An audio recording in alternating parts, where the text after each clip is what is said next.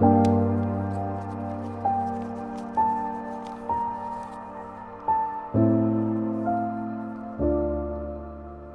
want people to know that I didn't do it because I wanted to die. I just wanted to escape, and I had no idea how else to find that peace that I hadn't felt in so long. In a way, I can empathise with this, because at one point in my life, all I wanted was peace of some kind. There's so many, better options that you can explore, whether you know them at the time or not. It's the way that I think about it.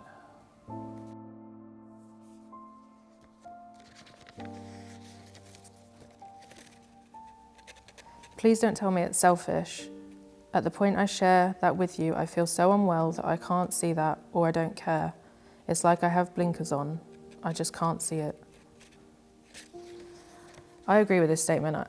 In times where I've struggled with my own mental health, it seems very easy to get sucked into what's going on for you, and it's almost as if it's so overwhelming and so overpowering that you don't have the capacity to think about anyone else or anything else that's going on, because you're so consumed by your thoughts and your feelings that it seems impossible to view things from another perspective.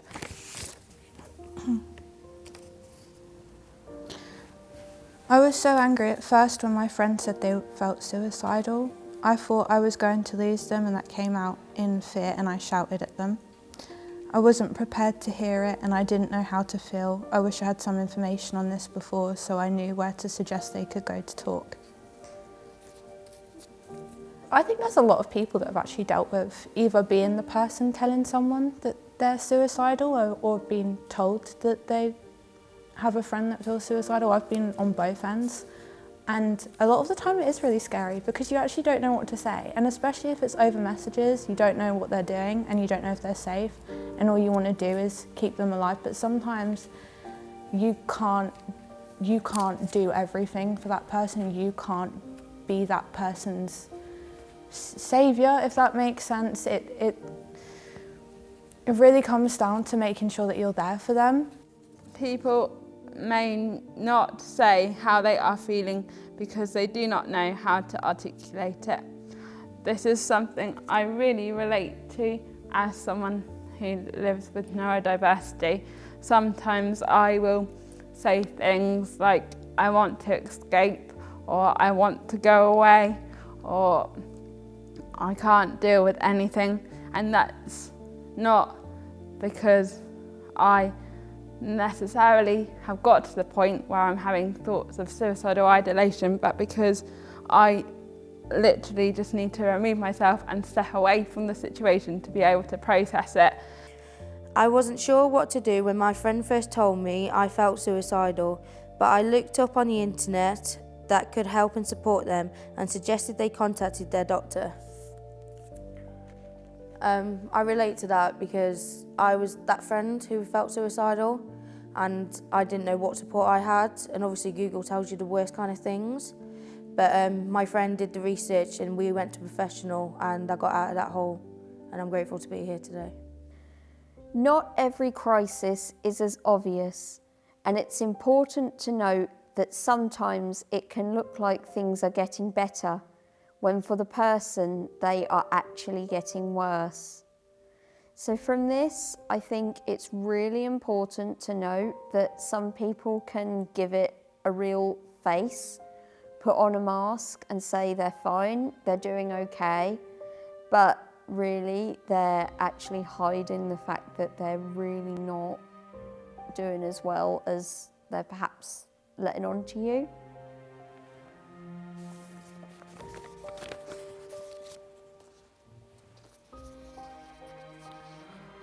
I told my mum that I was suicidal, and she was angry because I had self-harmed. She didn't talk to me on the way to hospital or whilst I was there, which made me feel worse. It's only now that we've spoken about it, and she said she was just worried and didn't know how to react, and it came out in anger, but at the time I thought it was because she didn't care. It's made me realise that although it can be difficult to hear someone tell you that they feel this way, your response can make a massive difference. You might feel scared, but listening and supporting them can make it more likely for them to share things with you in the future. I can really relate to this, both as a parent and a professional. When you're overwhelmed with worry and anxiety, it can be really hard to slow down and just try to take the space to listen to the other person without trying to fix the problem. So this is great advice. You want to take away the pain and you want to fix the problem as quickly as possible. And that makes it really hard to slow down and give enough space. Because often the young person can come up with the solution to the problem. And if they feel validated and heard first, they're much more likely to do that. But yeah, there's a massive urge to rush in and make it better and fix it. Sometimes I just need someone to be there. Don't pity me. Just give me a hug and sit with me. So I completely relate to this, because sometimes when your mental health is bad, people can offer you all the words and platitudes and lovely phrases in the world, but it really just won't have any impact. Sometimes the best thing someone can do is take action, or even just sit there beside you and say, do you know what, I'm here if you need me.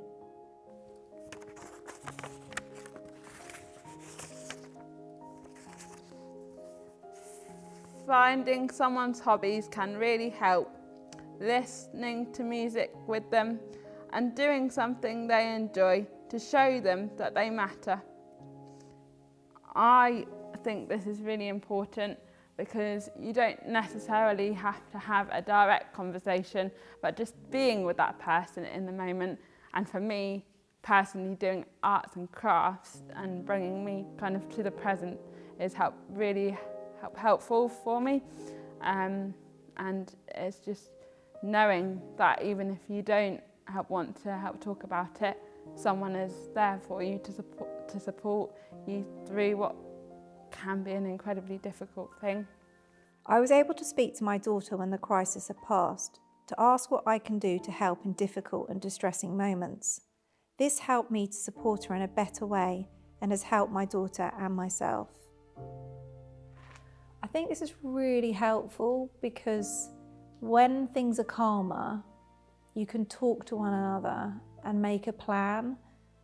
And it just means that when you're in the scenario again, or when you're struggling to know what to do as the other person, you've got that guideline really. And I think that makes a massive difference. It gives you permission to do something which you might otherwise not consider doing.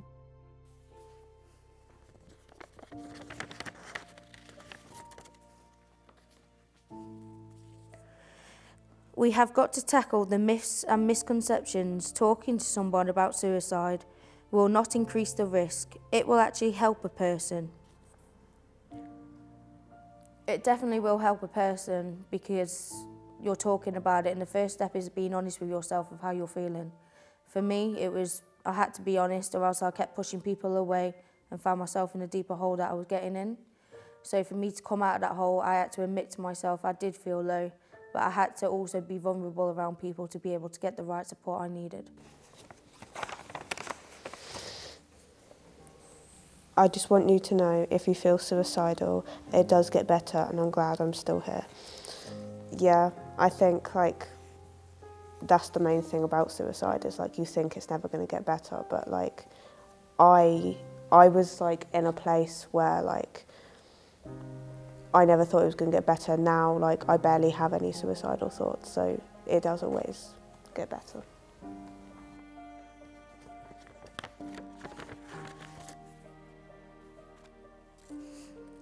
When you feel like giving up, just remember why you held on in the first place and how long you held on for.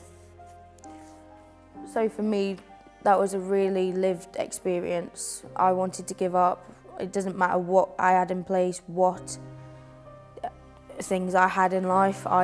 They weren't enough, but they were not enough for me to make me happy, to make me feel human. I felt like a robot. I didn't have any emotion.